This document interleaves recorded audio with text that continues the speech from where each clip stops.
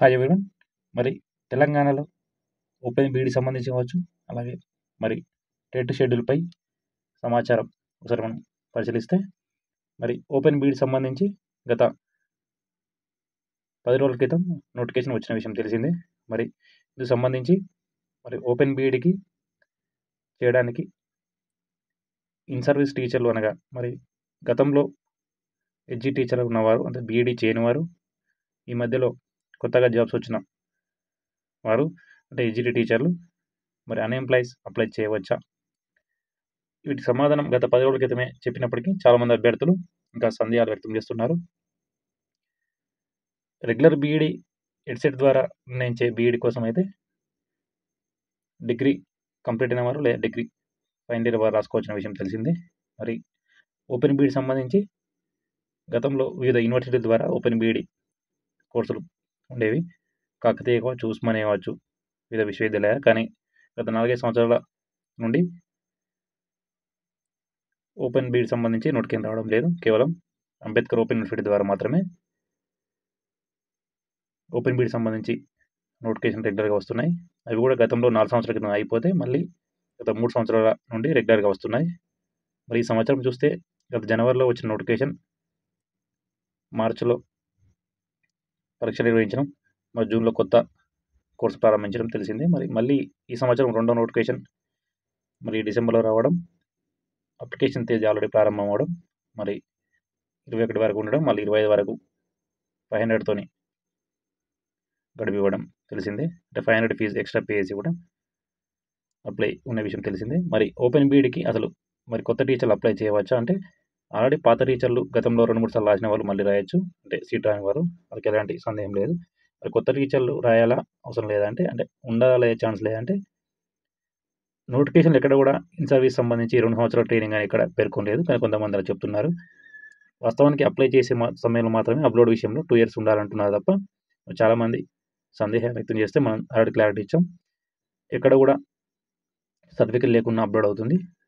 కేవలం మన సర్వీస్ ఎంత ఉంటే అంత ఎంఈఓతోని సైన్ చేయించి, లేదంటే స్కూల్ హెచ్ఎం గారితో సైన్ చేయించి మనం స్టాంపు ద్వారా సర్టిఫికేట్ అప్లోడ్ చేయొచ్చు. సర్టిఫికేట్ అప్లోడ్ ఏ సర్టిఫికేట్ ఇచ్చినా అప్లోడ్ అవుతుంది. వాస్తవానికి ఏ నోట్ కింద కూడా సర్టిఫికేట్లు అక్కడ క్రాస్ చెక్ చేయరు. ఇప్పుడే నోట్ వెరిఫికేషన్ చేస్తారు. గతంలో ఆల్రెడీ మన వారు జాబ్స్ వచ్చిన వారు కావచ్చు, జాబ్స్ రాని వారు కూడా, ప్రైవేట్ టీచింగ్ అనుభవం లేని వారు కూడా అప్లై చేశారు.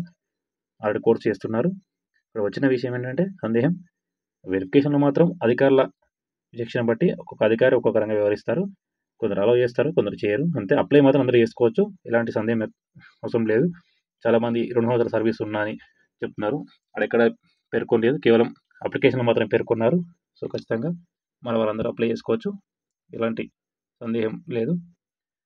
మీరు ఎక్కడైతే ఇప్పుడు వర్క్ చేస్తున్నారో 2 సంవత్సరాల సర్వీస్ లేని అవసరం లేదు. అంటే కొత్త టీచర్లకు అది 2 నెలల సర్వీస్ అయిపోయింది కాబట్టి అది సర్వీస్ అందులో రాయించుకొని ఖచ్చితంగా అప్లై చేసుకోవచ్చు. ఎలాంటి సందేహాలు అవసరం లేదు. అప్లై చేసి వెరిఫికేషన్ సీట్ వస్తే వెరిఫికేషన్ హాజరై అప్పుడు మనం చెప్పుకోవచ్చు జాబ్ వచ్చిందని. వాళ్ళు ఓకే చేస్తే చేస్తారు, లేదు స్ట్రిక్ట్గా రూల్ అమలు చేస్తే అప్పుడు పక్కన ఉండే అవకాశం ఉంది. కానీ అప్లైకి మాత్రం ఎలాంటి అభ్యంతరం లేదు, అప్లై చేసుకోవచ్చు. ఆల్రెడీ మన వాళ్ళు జాబ్స్ లేని వారు, విద్యా వాలంటీర్ చేసిన వారు కావచ్చు, అసలు విద్యా వాలంటీర్ చేయకుండా జాబ్ రాని వారు కూడా ఆడ కోర్స్ చేస్తున్నారు కొంతమంది. సో అందరూ అప్లై చేయండి, ఎలాంటి సందేహం మొత్తం లేదు. 500 ఫీజు మళ్ళీ పే చేయాల్సిన అవసరం లేకుండా, ఉన్న ఫీజుతోనే మళ్ళీ ఎక్స్ట్రా ఫీజు లేకుండా అప్లై చేయండి. ఇక మరొక మీకు విషయం, మరి అన్ఎంప్లాయీస్ అప్లై చేయాలంటే ఖచ్చితంగా ఇన్ సర్వీస్ సర్టిఫికేట్.